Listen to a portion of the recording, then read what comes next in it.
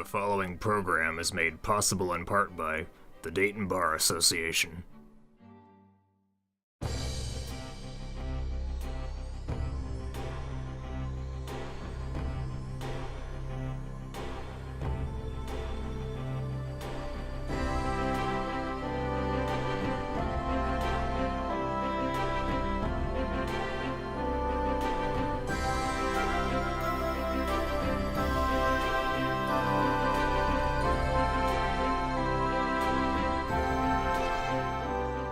Good evening.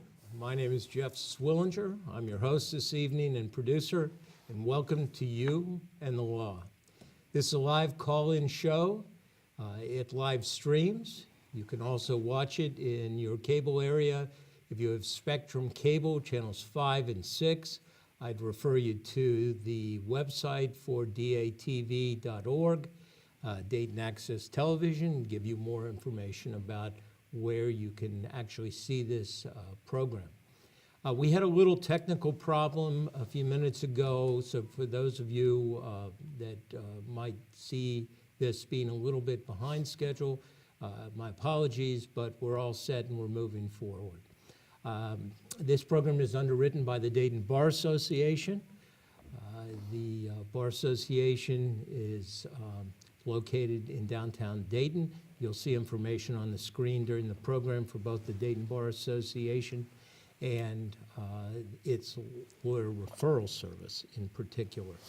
You'll also see a number, I think it's on the screen now, for DATV. So as I said, it's a live call-in program, so please utilize that number if you have questions. We're going to move right into talking about our topic tonight, that is taxes, estate planning, and more, and the relationship in some cases between taxes and estate planning. Our guest is an old friend of mine, a wonderful lawyer and CPA, Christopher Cowan. We've known one another for many years, and we're very pleased to have him with us this evening. So we'll turn right to Chris right now and get started. Chris, welcome. Jeffrey, thanks for having me on the show. Our pleasure. Our pleasure, my friend. Now, we're joking a little bit here because we did have a little bit of a prior start here. So we're going to try and back up a little bit. I'd like Chris to tell us a little bit about his background, just briefly, and we will move right into the subject matter. And again, the number's on the screen. Feel free to call in as you have questions. Thank you very much. Chris, welcome. Thank you. Jeffrey, I've been around for a while. Yes. I got out of undergrad in the accounting world, and so I worked with an accounting degree, and I was in the accounting world for 4 or 5 years. And then I came to Dayton and went to law school. And so, Jeffrey, I've been in the tax arena, business, personal planning, estate planning since '81. And almost everything I do has some sort of a tax touch to it. It may not be pure tax, but a little tax element. So that's what I've been doing since the very early '80s. Well, at a high level, meaning that you've helped a lot of people. Thanks. So, hope to. We hope that that continues for many years to come. Now, let's get started a little bit, Chris. We had talked off screen, and you were kind to prepare an outline to give us a little direction and guidance for our topics tonight. Let's kind of move into the tax reform plan of 2018. I'm not sure if that's the exact name for it, but you'll help us with that. And let's talk about how that might impact upon our filers for 2018. Sure. The 2018 Tax Act is good enough. Okay. And Jeff, it's a big act, and you know, we have 350 million people in the U.S., and this act is going to impact virtually everyone. It's going to be hardly anyone's not going to be impacted. Tax brackets have come down, and people always want to know, do we have winners or losers? And I think what we'll see, it's too early to tell, but I think when we net out, we'll have more winners than losers for a variety of reasons. One is, first of all, the tax brackets are coming down. They are not coming down gargantuan numbers, just little percentages. But still, a tax decrease is not a tax increase. So we're going to call all those sort of people winners. Another classification of, if you will, pure winners is about 1/3 of the filers in the U.S. file taking itemized deductions. The other 2/3 are taking the standard deduction. Well, the standard deduction has doubled under the 18 Tax Act. So if 1/3 and 1/3, 2/3, so we're going to have easily a third winner if you start netting out those sort of calculations. So what do you get? If you're a married person filing now for 18 income taxes, you're going to Filing jointly. fine, let's talk joint. Let's just use a simple example that Fine. fits a lot of people. You'll have a $24,000 standard deduction this year, which is double last year's standard deduction. So approximately, obviously it depends on what income tax bracket somebody may be in, but let's just take a modest bracket, 20%. 20% of $2,400, there you have some real cash, right? Of $12,000. It would be $2,400. Right. So it's a pure, if you will, tax break for all the folks who never were itemizers to begin with, and now they're using the standard deduction, so they're definitely better than last year. Now, there could be all sorts of differences in that return for 1 year to be the same from year to year to year, but if you just would have the standard deduction, it would be a tax benefit for those folks. So that'd be an area where we have pure winners. But we do have losers, the folks that are itemizers. One of the most controversial and heated, and I'm not sure where it is, I'm sure it's in litigation somewhere, is the SALT deduction. State and local income taxes are capped out on a married return. Let's stick with the married return at $10,000. Now, let me ask you just to back up for one. Would you explain just briefly how those deductions have been used in the past? Sure. And from year to year in terms of taxes paid 1 year? Sure. And the application of Sure. that benefit in the following year? But what we have, it's the same philosophical concept for decades, is each of us, you, me, all us taxpayers, we're either given a standard deduction amount. Let's just say I'm married, I am, and this year I have a standard deduction, $24,000. I'm actually over 65, so I get a little more. I get an extra 1,300 times 2, but let's make it simple. Okay. Let's not really make the math harder than my brain can do. $24,000, but I have an option. If I have medical bills above a certain amount, if I have made large charitable contributions, I could have real estate taxes, other deductions. It's possible I could have gambling losses. There are things that the government permits that I can add up, but it gives me no economic benefit until I get over my $24,000. And when Well, you're- that's a lot of work for a lot of people, and Right. sometimes it's very difficult. A lot of people say, to heck with it, I'm so close, I don't even mess with it because it's so much labor, my accountant has to do all this work, yada, yada, yada. And so that actually is part of, I know it may seem hard to believe in how complicated the taxes are, but I do really believe this is part of the IRS's philosophical approach to get rid of standard deduction, itemized deductions, and everybody would have a standard deduction. Because the IRS then has to monitor all this. They have to audit medical deductions. They have to audit contributions. They have to audit state and local income taxes. They have to audit the various things that qualify as an itemized deduction. It's a hassle. They don't like it. It's minutia, and when there's minutia, there's room for mischief, right? There's room for mischief in this. And so it's probably a bigger picture where, not this year, but maybe 5 years, the standard deduction gets bumped more, and some of these itemized deductions get crammed down a little more, and instead of 1/3 of the people itemizing like in prior years, I don't think we're going to see 1/3 itemizers this year. Maybe we see 22% or 20%. And so there's less returns that the IRS even has to consider because all these returns now are standard deductions. So there's a lot of shifting pieces and components in this whole thing. But the takeaway is, if you're a standardized deduction filer, this is very good for you. If you're an itemizer and you have large state and local income taxes, most likely you're going to have an increase in your taxes because you're going to lose the big state tax, the big real estate tax deduction, if you're in a city where there's really high local income taxes. those aren't going to help you if you're married. We're using the married example. If you go over the 10,000, whatever is over the 10 is just lost. There's no carry forward, no carry back. It's gone. Now, the pushback on the other side is Ohio's a really fair tax state.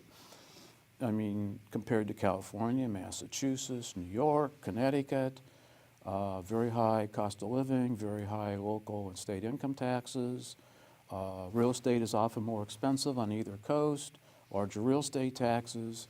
Those folks disproportionately are going to feel a tremendous burden with this capping of the 10,000 for the state and local income taxes.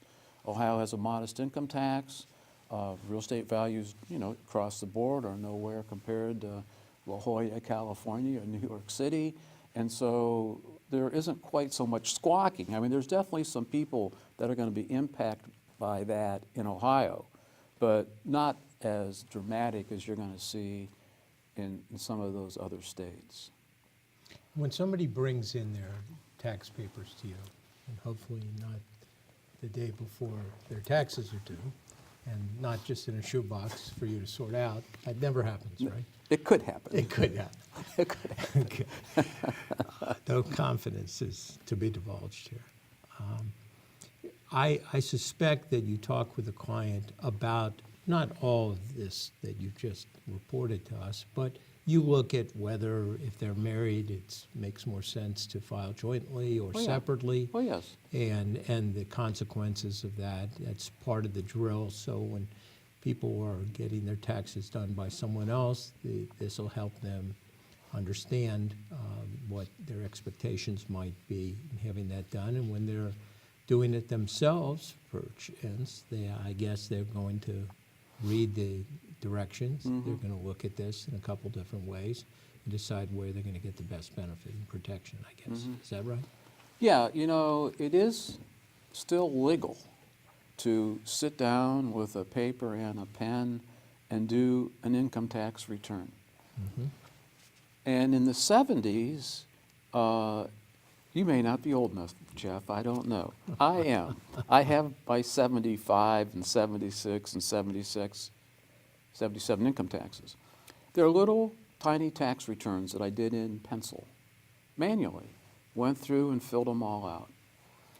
To do any kind of income tax return now, you probably know your own. It might be 40 or 50 pages.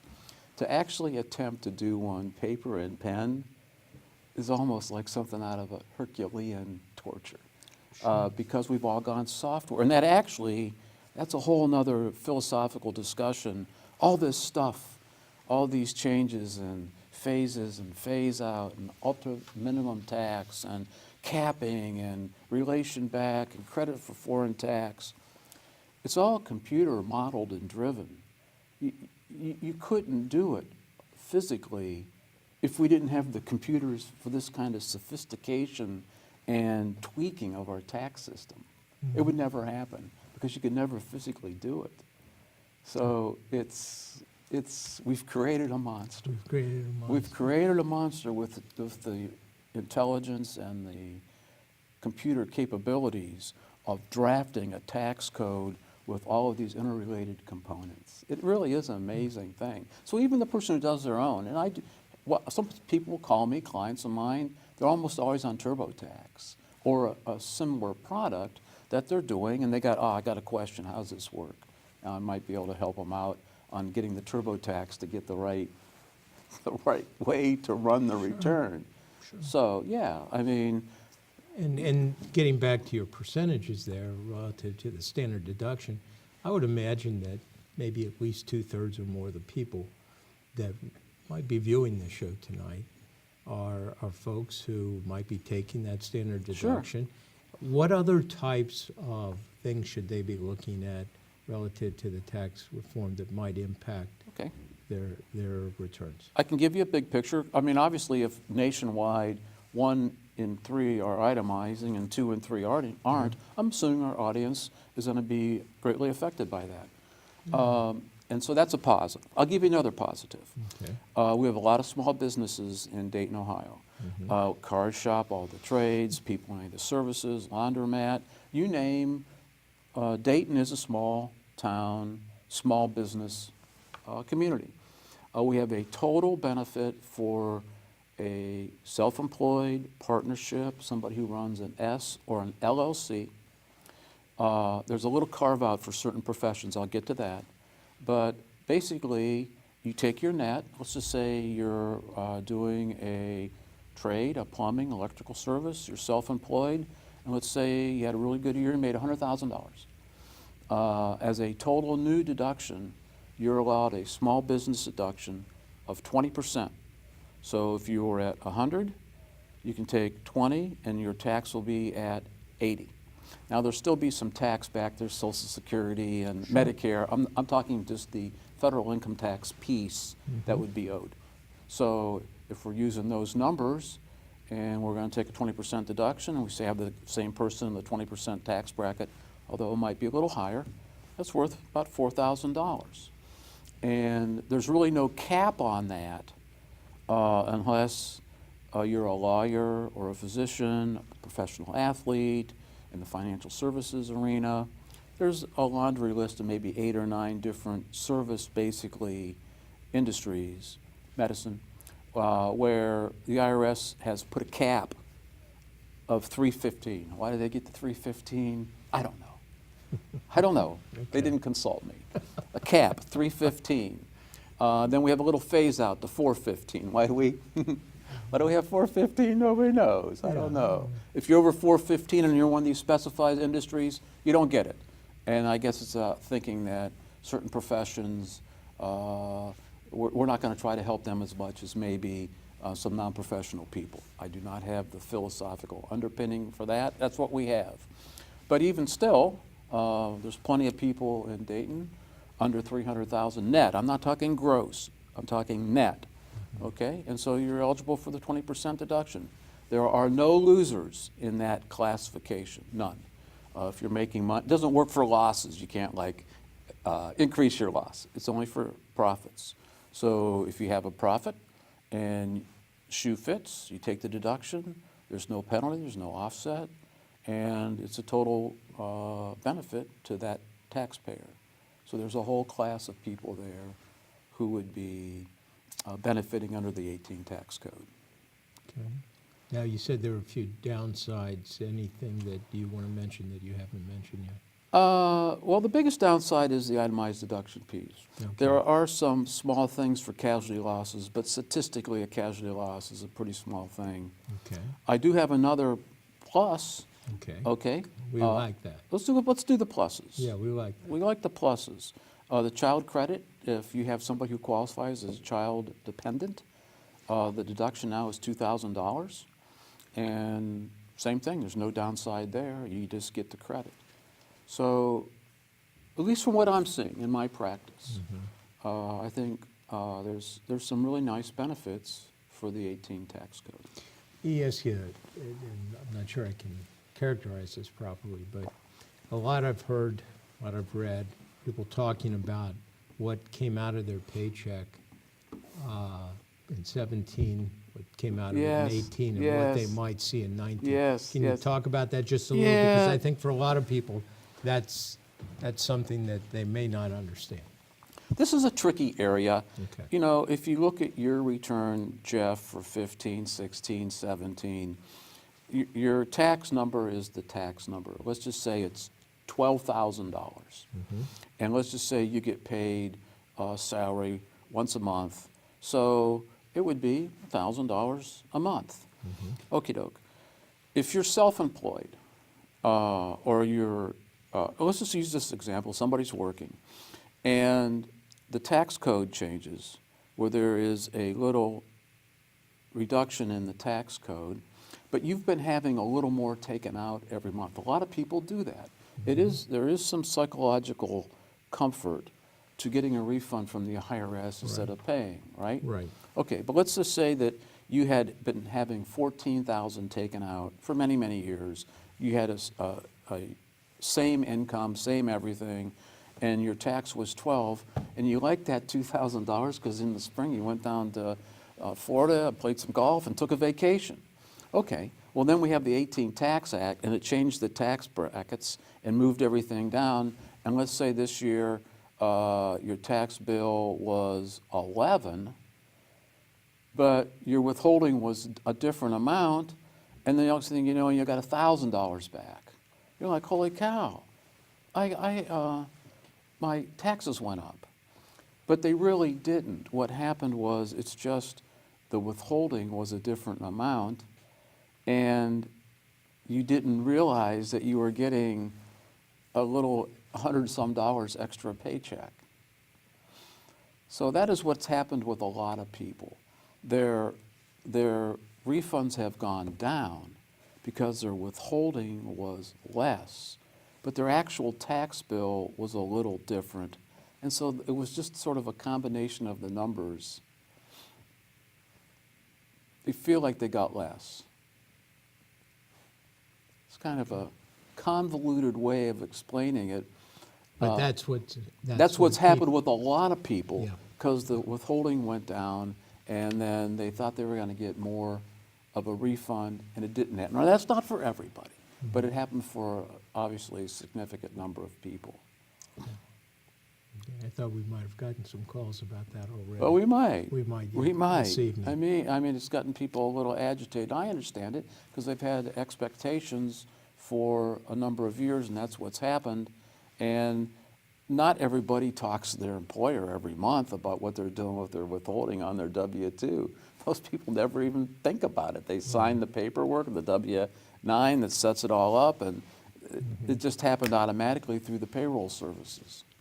And I think a lot more advertising might have been along the way that you'll be seeing more money in your paycheck, but it's not the most advisable to talk to people about what might happen when it comes time to get your refund. I get it. If people, I'm like the normal person. If I would get a little extra money every Looks month. good to- looks good to me, huh? Yeah, next thing you know, you don't have it. Where if it's held in escrow, basically, it's interest-free. The government doesn't pay you interest. Yeah. So if a lot of people who are really, sort of wizards on returns, they never have the government hold any refund because they're not getting any interest on those refund dollars. They always want to pay the government at the end. But then you have to have the wherewithal to pay and, to think that through. Really, is that Make sure you put some money away for your taxes, make Yeah. sure that you paid your estimates if you're in that kind of a bracket. Right. Or have estimates to pay if you're self-employed, that type of thing. And Yeah. then you might find yourself in a little bit of a squeeze if you haven't Yeah. done some planning, right? I mean, the total perfect analysis would be you would pay each month the absolute minimum to the government that you wouldn't get any penalties.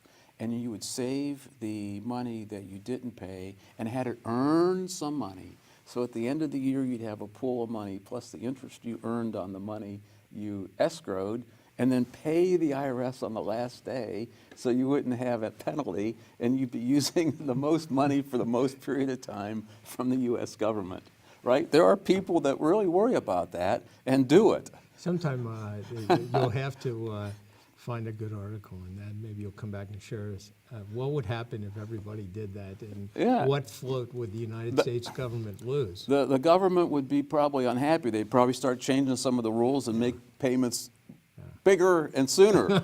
That's what the whole withholding was all about to begin with, is after World War II, the government needed money sooner. People were paying their taxes at the end of the year, and something had to be done to fund up the government, and that got us to the whole withholding concept many decades ago, which was probably more than you asked me, and I. No, I think that's an interesting story, and I think each of us have a story to tell relative to that. So where do we go from here?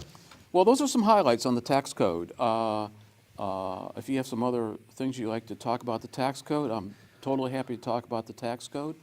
Or I can move into estate planning, and we can Yeah. talk about some issues along those Yeah, lines. we're about halfway through the show, and let's move into that a little bit, and with the understanding that this is an area, again, like taxes, that is ripe with all sorts of questions, and there's a real spectrum of issues, but Let's talk about people doing wills, advance directives, what that is. Maybe just a little background for folks who might not be familiar with the terminology. Sure.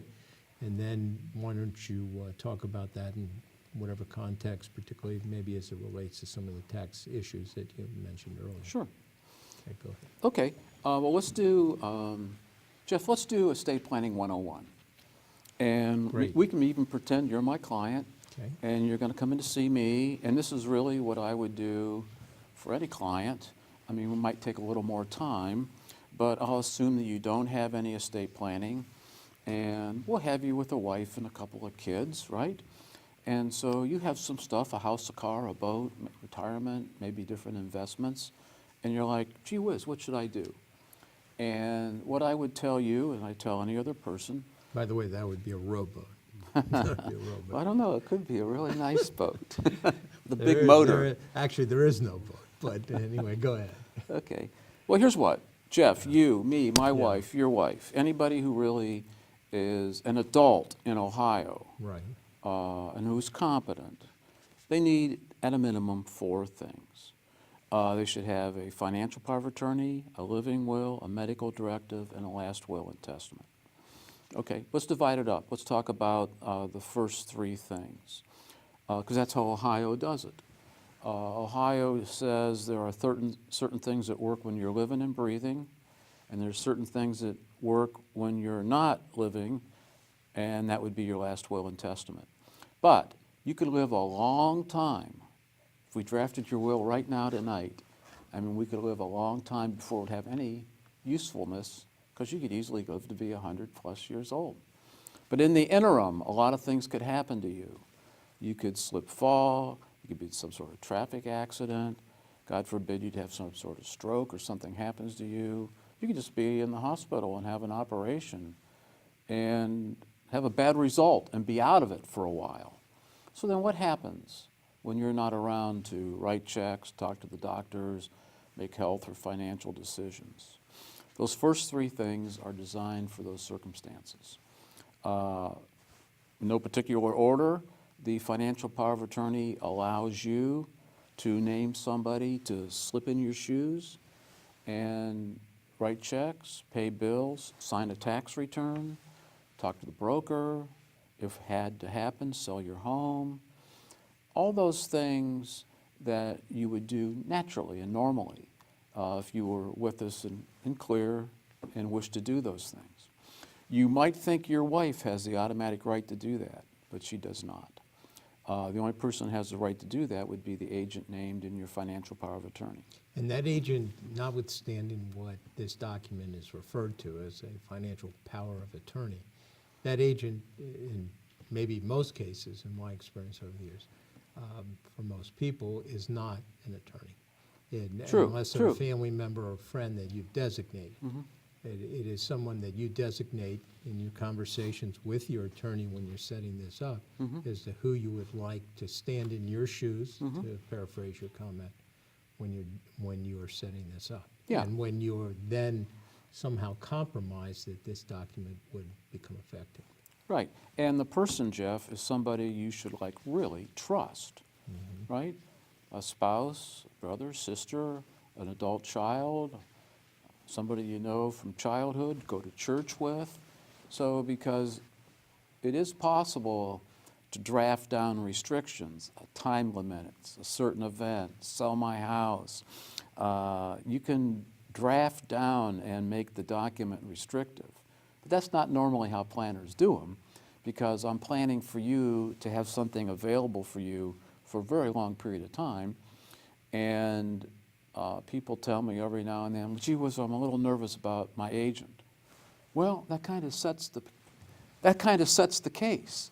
If you're a little nervous about your agent, we got the wrong agent. Because again, it can be misused. It can be misused, one and they of- are misused. And I think that's really important to talk about. I know you're going to get to that. No, go ahead, please. No, I'm just asking you to talk about that and how that can happen, and whether you have co-powers of attorney, whether that can be in one document, whether you recommend against co-powers, whether there are multiple documents. Because I know over the years, even though I didn't do anywhere near the type of work and amount of work that you do in this area. I saw some things that were troubling and how people would abuse this. So I think it's important if you talk about that too. That's a really, really key point, Jeff. And I'm going to knock on wood. And my experience with what we're talking about is Jeffrey names an agent, and for unforeseen circumstances, the agent goes AWOL, the agent could have access to money, the agent could spend the money, the agent could take the money and go to Las Vegas. So there are clearly cases of agent abuse. Luckily, I haven't seen too much of that. So what do we do in those circumstances? Well, obviously we try to really vet our agent. Number two, it is possible to have co-agents. Now, it's spastic as holy heck, because if you name both of your daughters, for example, and one lives in California and one's in Illinois, well, if we have co means two. That means if we go to the bank, 2 signatures, tax returns, 2 people sign. We go to the real estate closing, 2 people sign. It is labor intensive. Also, there's some pushback from banks.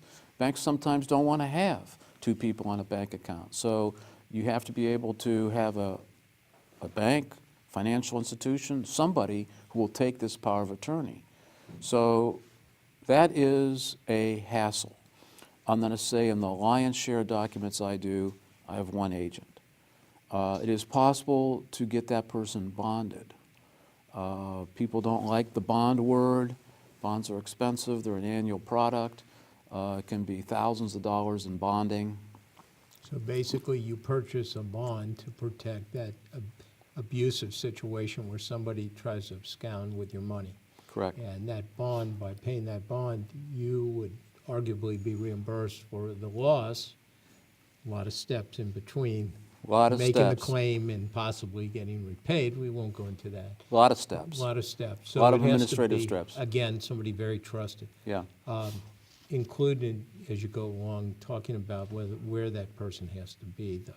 Do they have to be, let's say I'm in Dayton, do they have to be somebody Yeah. living in Dayton? Or Yeah. what do you advise Yeah, your client there? well, obviously, the closer, we're talking about, again, a financial power of attorney where Jeffrey names an agent.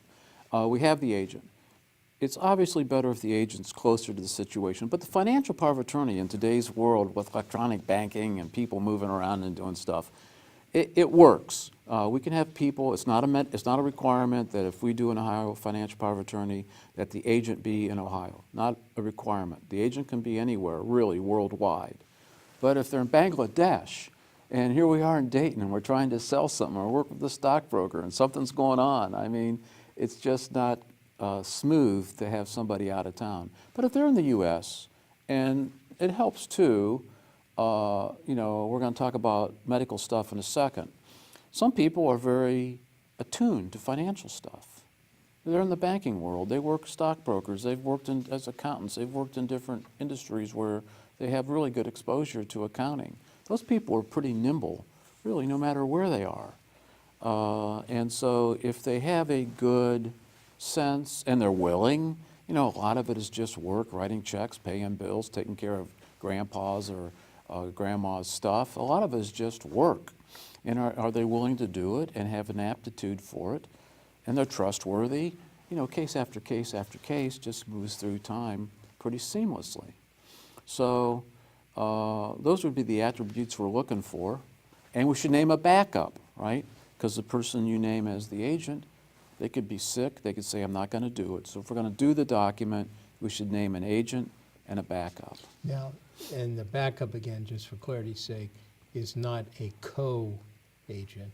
That person is the person who might serve in the event that you, the first named agent, could not, choose not to. Exactly. That type of thing. Exactly. They could be out of town. You can't make somebody do this. Right. You could name your daughter, but she could say, gee whiz, I just don't feel, I'm not comfortable with this. I'm too busy at work. I have too much on my plate. She could resign, and then the person who's the successor could then step into her shoes and do the job. That's our basic financial power of attorney. It's a relatively simple document. It can work and save an enormous amount of time and energy for somebody who can't handle their own affairs. Talking about the durability issue. Yeah, we talk about durability. That was a situation that was a little tricky. We had a very odd situation in Ohio for a number of years where the financial power of attorney, believe it or not, didn't work when somebody who was the person creating the power of attorney became incompetent. But we have some new language now that we can all clean that up. And so the power of attorney can work while the agent is competent, and it can work through period of time when the agent, where the principal is not competent.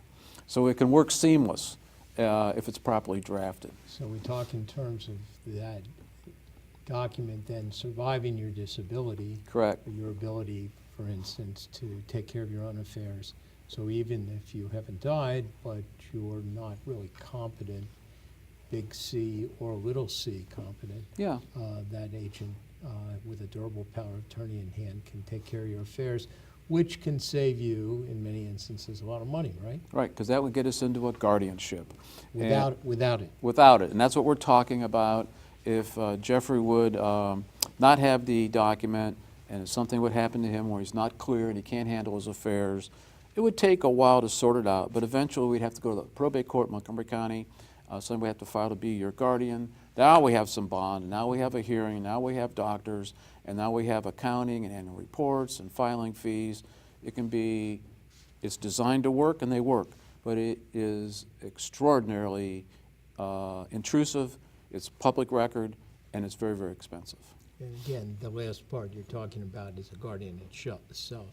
And that could even be a spouse. Without, that spouse doesn't have a power of attorney. If I didn't give my spouse power of attorney, for instance, and I became disabled, my spouse to take care of me, even though we've been married for, in my case, many years. Yeah. She would not have the right to make some of these decisions without going in and being named then my guardian, right? Yeah, right. Spouses think, your wife might have been signing your paycheck for 30 years. Yeah. She thinks it's totally legal. A lot of people think they can just sign another spouse's name. Totally not legal.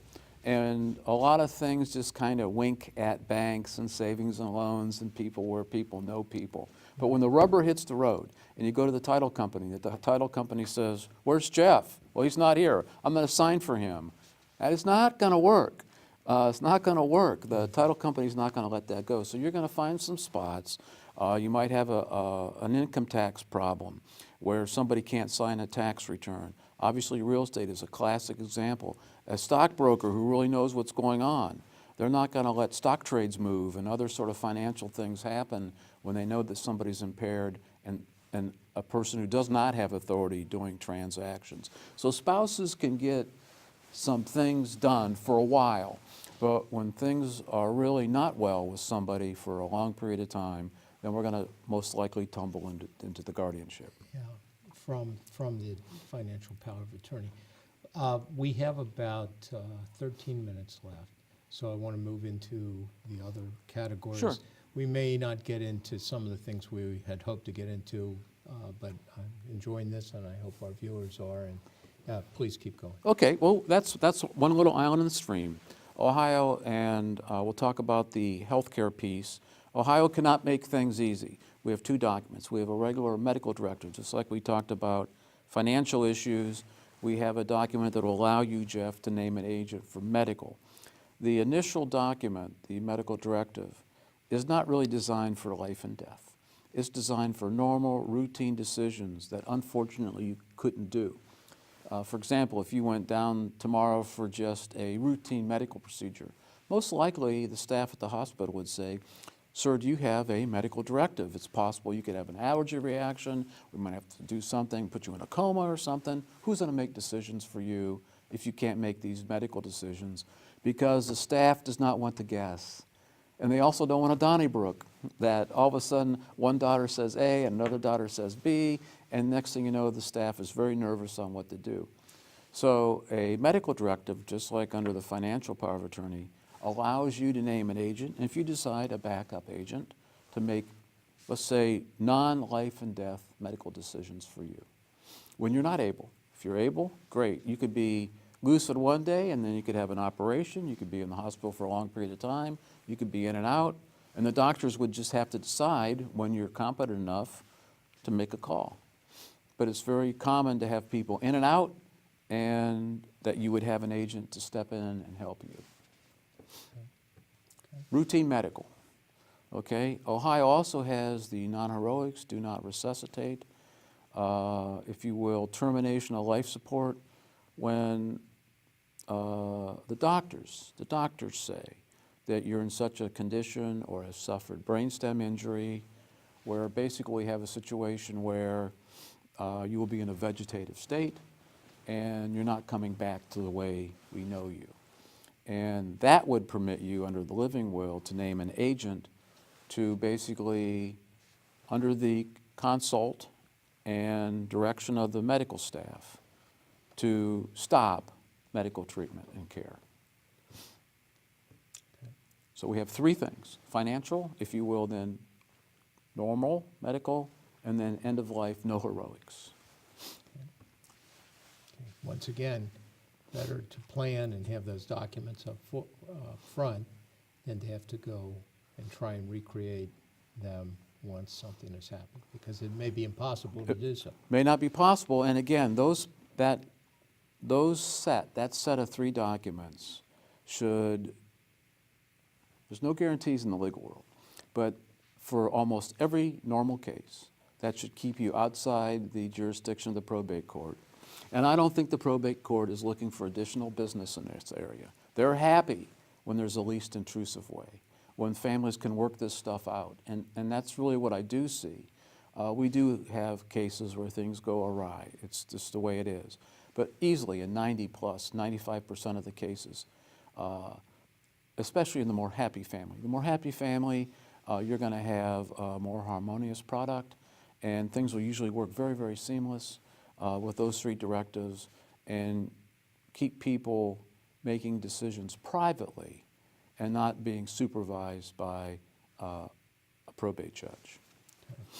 I want to save a couple minutes to talk about the probate court in Montgomery County for a moment, because I know you would agree with me. We have outstanding people, our judge, our magistrates, the staff. That's great. But I do believe that there's a lot of fear. I think I have about 9 minutes left. Is that right? Okay. There's a lot of fear people have of probate, but I wanted you to comment, make whatever comments you wanted about wills, and we can do a whole show on that, Sure. I understand. But was there anything in particular you wanted to mention? Yeah, I will talk a little bit about wills, because that's the fourth component. These three documents first only work when you're breathing. If I stop breathing, one or two things are going to happen. I'm either going to have a will that I've drafted, and I do have a will, and we're seeing more and more wills as people understand the whole will concept. We're having more people die with wills than not. There actually is a will for everybody. Somebody who has not had the time or an inclination, or just for whatever reason never made a will. Ohio makes a will for you. It's called the Statute of Descent and Distribution. And it's a matter of relationship. If you're married, certain property goes to your wife, maybe your children. If you don't have a wife and children, it would go to your mom and dad, then your brothers and sisters, and so on. That happens and is determinative of your probate property. It's a little technical, but some property goes through the probate court and some property does not go through the probate court. For example, Jeffrey might have a life insurance policy that names a daughter. Jeff might also have a will that leaves all his property to his wife. The contract always trumps the will. So if something don't happen to Jeff, look at that. We have a life insurance policy, and the beneficiary is a daughter. Which is, and that is deemed to be, as you said, a contract. That's a contract. Right. Very important. Ohio's very staunch advocate of contractual rights. Jeff could have an annuity that pays off to a certain beneficiary, a SEP, a 401k, an IRA. Jeff and I could have a joint account. We could start making television shows and doing things of that nature. We each put in $10,000, something happens to Jeff, I get that money. Those dollars would not pass either by will or by the Ohio intestacy law. So the first thing everybody needs to look at is how do they own their assets? Jeff could have more joint, I could have more transfer on death, we could have any combination of these assets entitling, but what would go through the probate court would be assets that do not have a named beneficiary. it would basically be in your own name. It could be a lot of property. It could be cars, real estate, stocks, bonds, various investments, tangible personal property. And so most people have a little of each. Some people have more non-probate, some people have more probate. There is a tendency for people to move more property into non-probate because they don't want to have a probate entanglement. And a lot of planners are doing that. It also works with trusts and other investment vehicles where you can shift assets out of the probate estate and put them into vehicles that'll move outside the probate. Okay. So your will's only going to cover the probate property. Why, we have maybe 5 minutes left, but this is something I've heard for years and years, and we're going to resolve this evening. All right. Okay. Why do people fear probate so much? You know, Now, there's an assumption there that they do, and Yeah. you may disagree with me and go Yeah. ahead. But why, how can we clarify at least, if we could break it down to say, this is what you might reasonably fear, or if that's, Yeah. I'm not even sure that's a good word. This is not something you should worry about. But why do people fear probate? I think there is a concern that, first of all, their affairs are private, that they want to keep them private, and the probate court is clearly public. You can go right on the Montgomery County website, and you can type in estates and view them, what's going on. There's a sense that there's going to be extraordinary or exorbitant fees, costs to run the probate. There is a concern that members of the bar are going to get additional fees and revenue by running probate administrations. And there's also been quite a bit of, there's a book, Mr. Dacey wrote a book many decades ago, How to Avoid Probate, became very, very popular. And so there is a sense in the community that somehow if you go to the probate court, you're going to lose all your assets. There are costs and fees and administration expenses in a probate administration, no doubt. But there's also costs of administration of setting up trusts and transferring assets and doing the planning on the front end. So actually I have a lot of clients who come to me to avoid probate. So that's a significant part of my practice, is designing trusts and other vehicles where people shift their assets into non-probate vehicles. And it's what people want, and so they get it. Sometimes there is a too zealous approach, really, where some people overpay to get assets shifted. So it needs to be looked at and balanced so the right shoe fits the foot that's being administered here. Oftentimes for a lot of people, I don't want to say necessarily most people, the costs are really the cost of administration that are fees charged by the court, which in many cases are not that substantial, but depends on the size of the estate. There are attorney fees, and then there may be an executor fee or administrator's fee if there's no will. Those are generally the fees. Those are generally the fees, that's correct. And the costs, and those will vary in each case, depending on the size of the estate. But again, we don't have enough time to go into all the layers of this. But again, I think it's important up front for people to, if they can afford to do so. And you know, I always say, you know, when somebody calls me and they say, "What should I do here?" If it's in an area that I don't practice, I say, well, you might want to get an attorney and buy an hour of her or his time. It shouldn't cost that much. Now, even $100 is a lot for many people, and I Sure. understand that. I don't want to overlook that.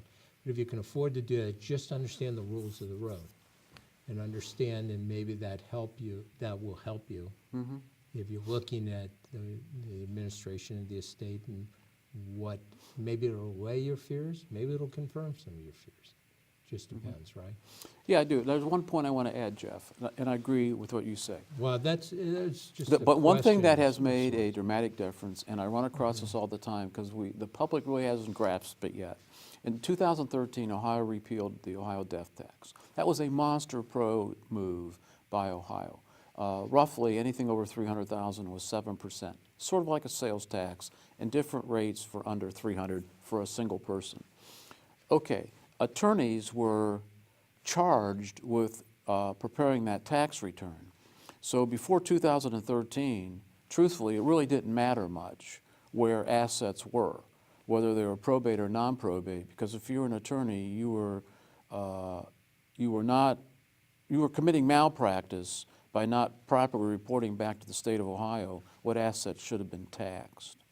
So what has happened is with the repeal of the Ohio death tax, there is sort of a reduction of legal services that are needed in the non-probate estate. Okay. And that is what I think is really driving a lot of people who really understand what's going on, is those assets now are basically, now we do have a federal death tax, that's a whole nother wrap. Right. Which is $11 million, which is fairly significant. Now, we're not going to get there. And you're using the term death tax and estate tax interchangeably here. Now, looks like we're running out of time here. I don't know if we have 5 minutes or not. If we have less than that, let's just keep talking until I get the signal. Okay. Here's Okay, what. So, But $11 million ahead. is a big number, and that takes almost $22 million for a husband and wife. So what used to be a fair amount of legal work, complying with Ohio estate and death tax law, so that the state was getting it's getting its amount it was due on a taxable estate. That required legal work, whether it was probate or non-probate. Right. That has shifted, really, truthfully. And so the more you move into the non-probate, the less there's to do in the probate.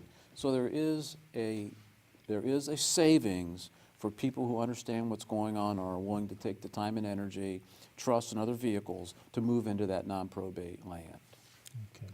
And let me just say this before we finish, and I'm not sure if we're still on the clock here or not, but if you don't have an attorney, the Dayton Bar Association has a lawyer referral service, and for a small fee, you can, we have a little bit more time. Okay, for a small fee, don't know exactly what that amount is, you can purchase somewhere between 20 and 30 minutes of an attorney's time. She or he is registered with the Bar Association to take certain types of matters, and you can have an initial consultation and get some of this kind of advice if you don't have an attorney. There are very fine attorneys like Chris in the community who do this type of work, and I'm always emphasizing when we're talking about something the importance of planning, the importance of trying to get an idea of whether the questions you have, the fears you have, the concerns you have, are they real? If they're real, how do you might go about dealing with them? If they're not, maybe lessening some of your concerns and your fears.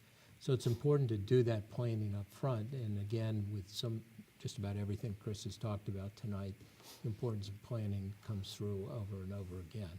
And I think that's really important that you do that type of thing. And also, you don't want to wait till the last minute, right? That is correct. Yeah. We've talked about that. Sometimes things change, and you can't put the toothpaste back in the tube, as one of my law partners used to say. So, looks like we have a couple more minutes, Chris. As we go down the chute, I always like to say thanks to the volunteers here at DATV who help make this possible, the employees here. Everybody's been wonderful to me in my first year doing this.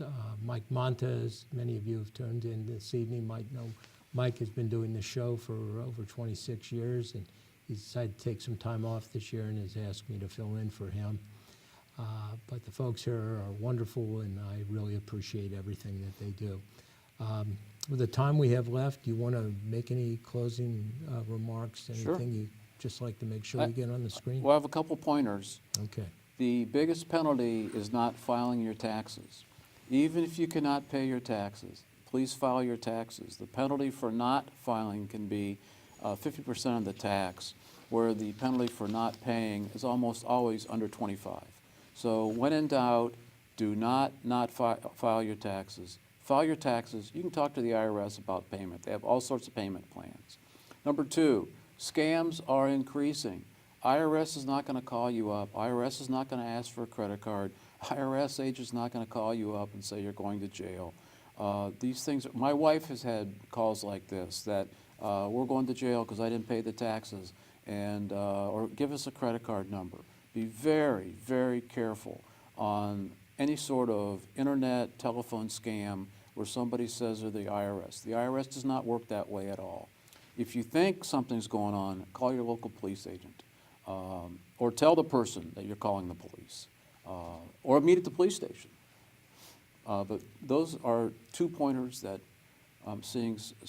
I have too many people who don't file, and I have too many people who are getting scared to death that the IRS is going to put them in jail. That is not how it works. You know, we still have a landline along with our cell phones, but most of the time, if I don't recognize the number, I just don't even pick it up. If it's important enough, they leave a message.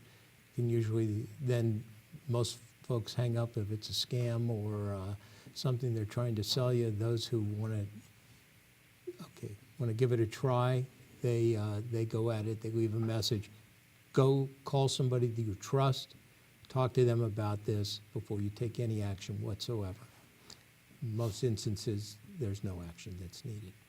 Folks, thanks for watching this evening. Chris, thanks a lot for being here. It's a wonderful program. We'll see you next month, and this is You and the Law from DATV, underwritten by the Dayton Bar Association here in Dayton, Ohio.